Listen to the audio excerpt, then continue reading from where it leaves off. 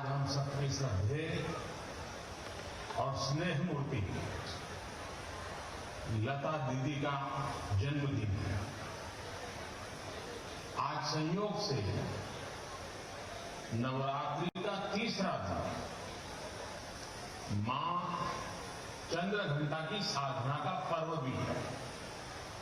कहते हैं कि कोई साधक साधिका जब कठोर साधना करता है तो मां चंद्रघंटा की कृपा से उसे दिव्य स्वरों की अनुभूति होती है। लता जी मां सरस्वती की एक ऐसी ही साधिका थी जिन्होंने पूरे विश्व को अपने दिव्य स्वरों से अभिभूत कर दिया।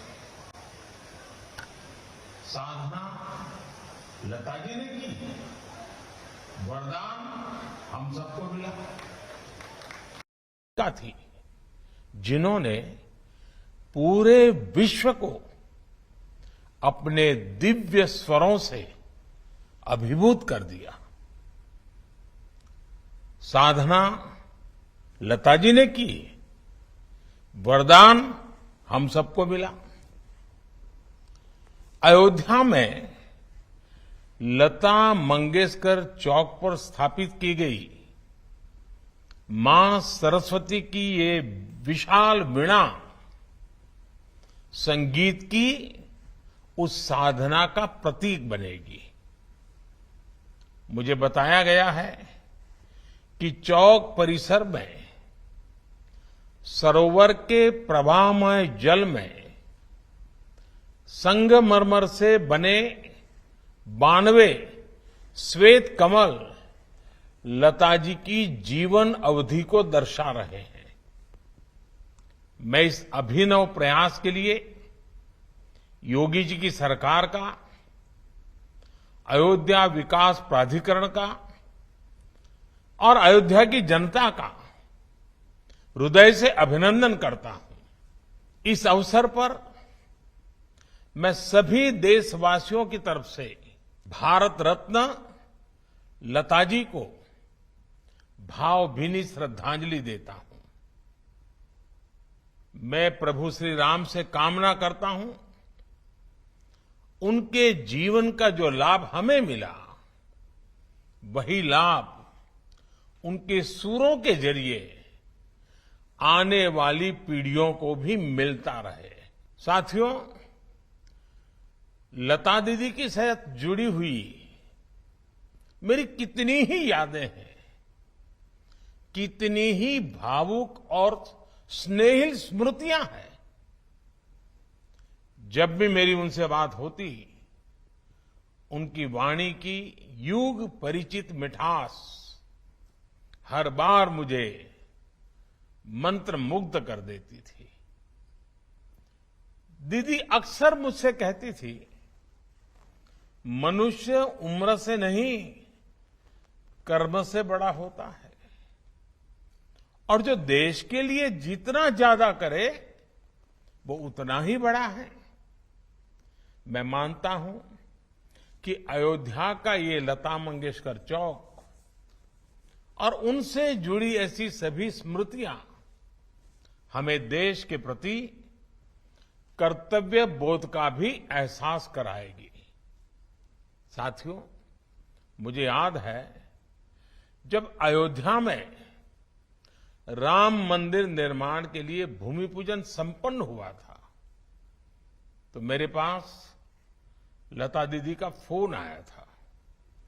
वो बहुत भावुक थी, बहुत खुश थी, बहुत आनंद में भर गई थी और बहुत आशीर्वाद दे रही थी।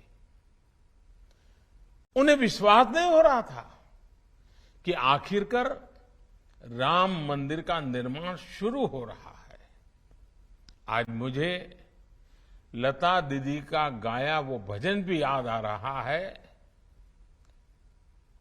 मन की अयोध्या तब तक सूनी जब तक राम न आए। अयोध्या के भव्य मंदिर में श्री राम आने वाले हैं और उससे पहले करोड़ों लोगों में राम नाम की प्राण प्रतिष्ठा करने वाली लता दीदी का नाम अयोध्या शहर के साथ हमेशा के लिए स्थापित हो गया है।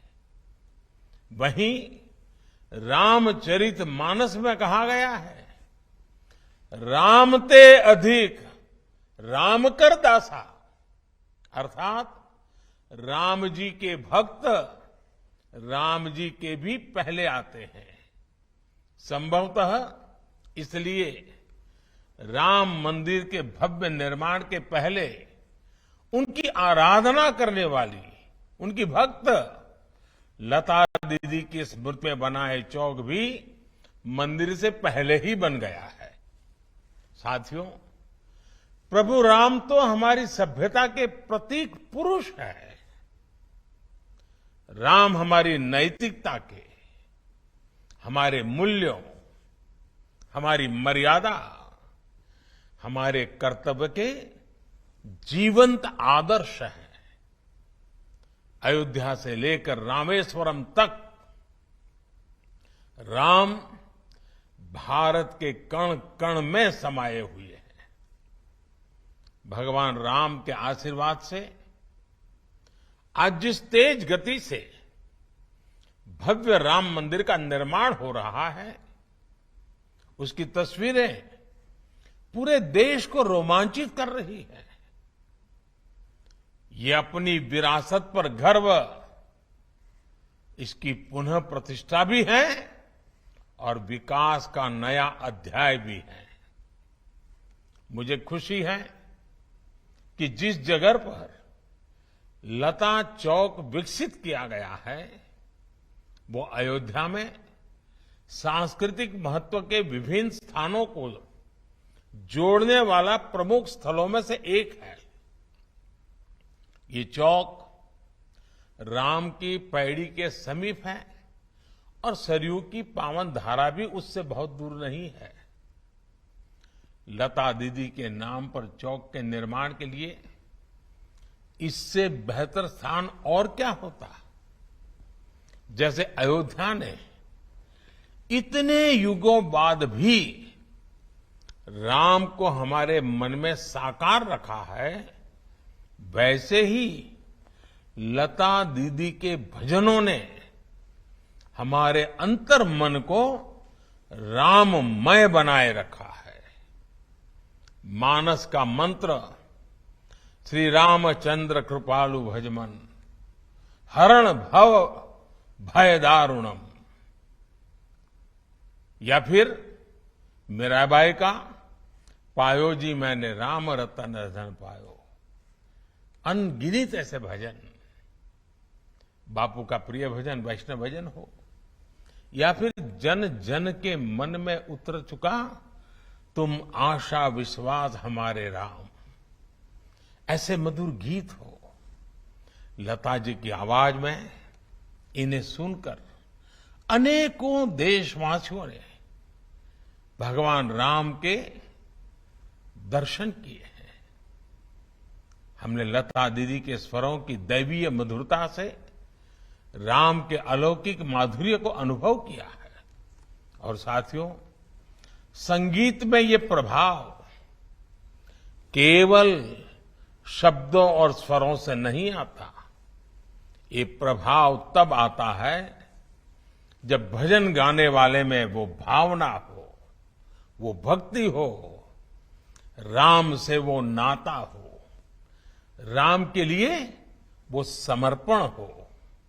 इसलिए लताजी द्वारा उच्चारित मंत्रों में, भजनों में केवल उनका कंठ ही नहीं, बल्कि उनकी आस्था, आध्यात्मिकता और पवित्रता भी गूंजती है।